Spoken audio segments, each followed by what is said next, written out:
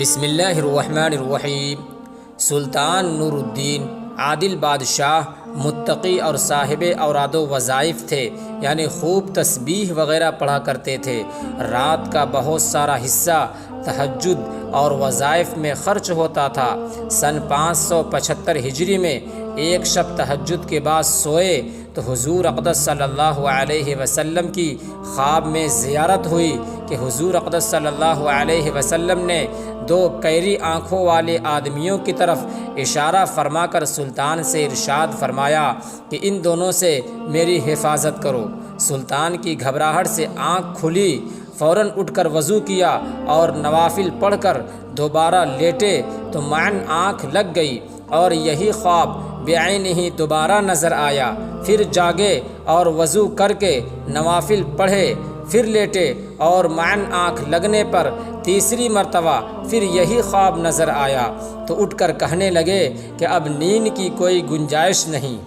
فوراً رات ہی کو اپنے وزیر کو، جو نیک صالح آدمی تھے، جمال الدین نام بتایا جاتا ہے اور اس نام میں اختلاف بھی ہے، بلایا اور سارا قصہ سنایا۔ وزیر نے کہا کہ اب دیر کی کیا گنجائش ہے، فوراً مدینہ طیبہ چلیے اور اس خواب کا تذکرہ کسی سے نہ کیجیے۔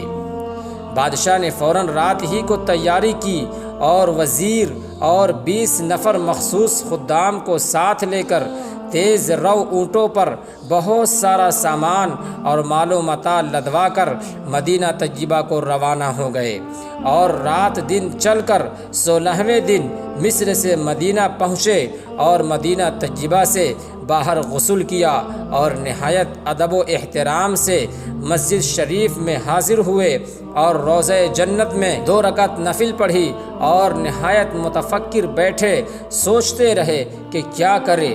وزیر نے اعلان کیا کہ بادشاہ زیارت کے لیے تشریف لائے ہیں اور اہل مدینہ پر بخشش اور اموال بھی تقسیم ہوں گے، اور بہت بڑی دعوت کا انتظام کیا جس میں سارے اہل مدینہ کو مدعو کیا۔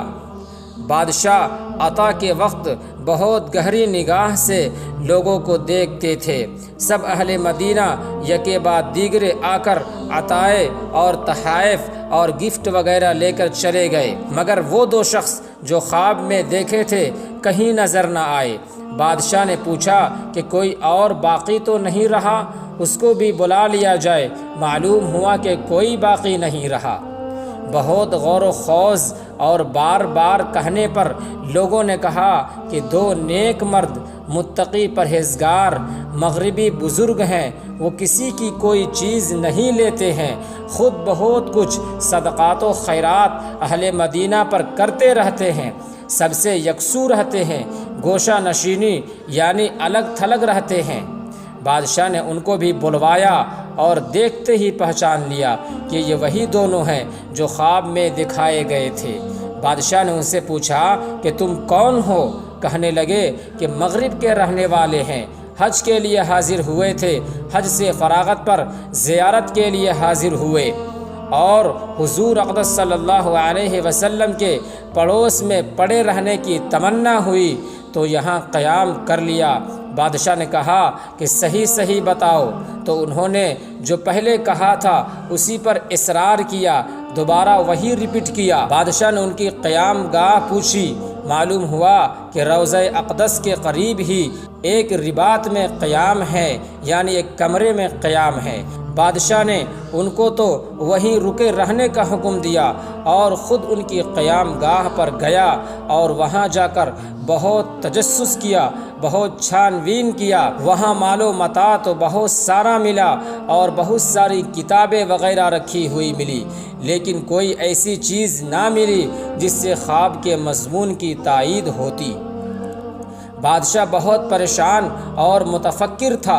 اہل مدینہ بہت کثرت سے سفارش کے لیے حاضر ہو رہے تھے کہ یہ نیک بزرگ دن بھر روزہ رکھتے ہیں، ہر نماز روضہ شریف میں پڑھتے ہیں، روزانہ بقی کی زیارت کرتے ہیں، ہر شنبہ کو قباء جاتے ہیں، کسی سائل کو یعنی مانگنے والے کو رد نہیں کرتے، ان کو لوٹاتے نہیں ہیں۔ اس قحط کے سال میں اہل مدینہ کے ساتھ انتہائی ہمدردی و غمگساری انہوں نے کی ہے۔ بادشاہ حالات سن کر تعجب کرتے تھے اور ادھر ادھر متفکر پھر رہے تھے کہ دفعتاً یعنی اچانک خیال آیا کہ ان کے مسلح کو جو ایک بوریے پر بچھا ہوا تھا اٹھایا، اس کے نیچے ایک پتھر بچھا ہوا تھا، اس کو اٹھایا تو اس کے نیچے ایک سرنگ نکلی جو بہت گہری کھودی گئی تھی اور بہت دور تک چلی گئی تھی، حتیٰ کہ قبر اطہر کے قریب تک پہنچ گئی تھی۔ یہ دیکھ کر سب دنگ رہ گئے۔ بادشاہ نے ان کو غصہ میں کانپتے ہوئے پیٹنا شروع کیا کہ صحیح واقعہ بتاؤ، تو انہوں نے بتایا کہ ہم دونوں نصرانی ہیں اور عیسائی بادشاہوں نے بہت سارا مال ان کو دیا ہے اور بہت زیادہ دینے کا بھی وعدہ کیا ہے۔ وہ حاجیوں کی صورت بنا کر آئے ہیں تاکہ قبر اطہر سے حضور پاک صلی اللہ علیہ وسلم کے جسد اطہر کو یعنی جسم مبارک کو لے جائے۔ وہ دونوں رات کو اس جگہ کو کھودا کرتے اور جو مٹی نکلتی اس کو چمڑے کی 2 مشکیزیں ان کے پاس مغربی شکل کی تھی، ان کو بھر کر رات ہی کو جنت البقیع میں ڈال آیا کرتے تھے۔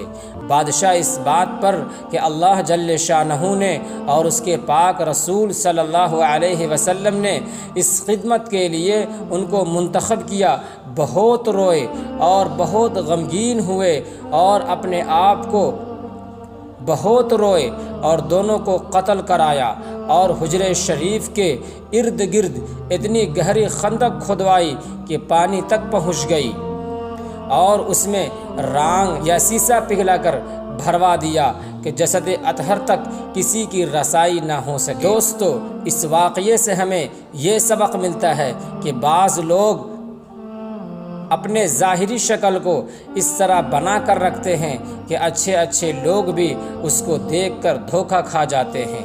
السلام علیکم ورحمۃ اللہ وبرکاتہ۔